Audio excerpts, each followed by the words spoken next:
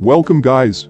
This video is all about the AKM, and I will tell you everything that I know and learned from my experience, which might help you. Why should you use this weapon? Because the AKM is one of the most powerful weapons in close combat fights, which is why you need to learn how to use this weapon. So in this video, we will be going over these topics.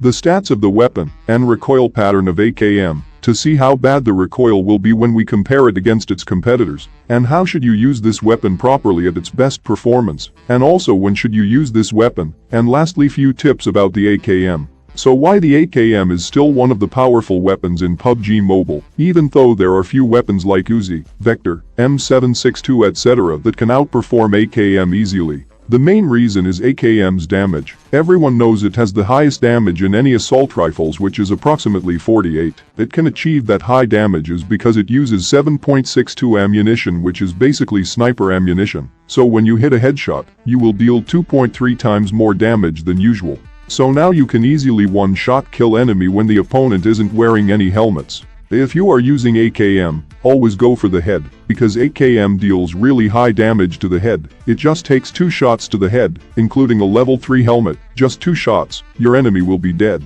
Anyway, moving on to the damage per second, the maximum DPS you can achieve with AKM is 470, which is kinda good, because most of the other weapons will have slightly lower DPS. And the next thing is bullet velocity. If you ever noticed that when using AKM to shoot at a moving vehicle, most of your bullets won't hit the vehicle due to slightly lower bullet velocity. AKM's bullets will travel 200 meters per second slower than 5.56 assault rifles like M4 and SCAR-L. This won't be an issue if your target is under 100 meters, but if it's further away, it will be really difficult to shoot at a moving target due to the slow bullet speed and extremely high recoil. Talking about the recoil, let's take a look at spray patterns of AKM. For this test, I will be shooting at a wall for 5 times to get the 5 samples of spray pattern, which is not 100% accurate, but we can work with that. Anyway, this first test is done without using any attachments in AKM other than the red dot, which doesn't affect the recoil. So this is the recoil pattern for AKM without any attachments. By the way, few months ago I saw a lot of comments asking, using a suppressor on AKM will increase the recoil?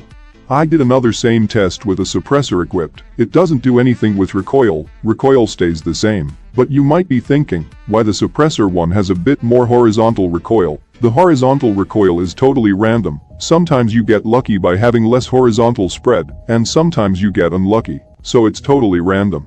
And I repeated the same test with a compensator equipped, and it looks like it reduced the recoil by about 5% I guess, and compensator will give the maximum recoil reduction. And for comparison, let's compare against its competitors like Barrel M762. The first spray pattern test is done without any attachments equipped, and the recoil is about 15% higher than AKM, which is definitely a big win for AKM. But as you start putting attachments to Barrel, it keeps getting better. This yellow spray pattern is Barrel with a compensator equipped, which reduces the recoil by about 10% I think. And if you put another attachment, like a vertical grip, it reduces another 10%, making it 20 to 25% reduction in recoil. And it comes close to the AKM's recoil. Here is an interesting thing. Barrel with just for fun, I also added Groza's recoil to compare. Surprisingly, the Groza beats both Barrel and AKM by a really big difference. And the crazy thing is that Groza doesn't require any attachments for recoil reduction. So if you ever find a Groza and you're using AKM or Barrel, just pick up the Groza.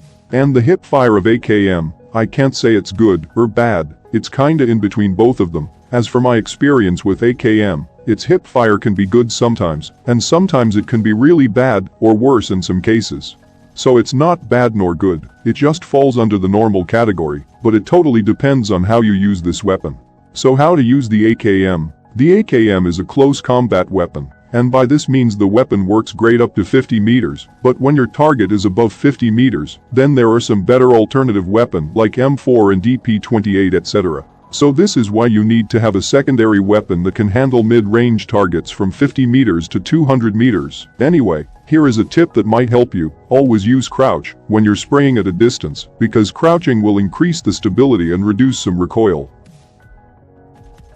And practice spraying at 50 meters target continuously until you get better and better.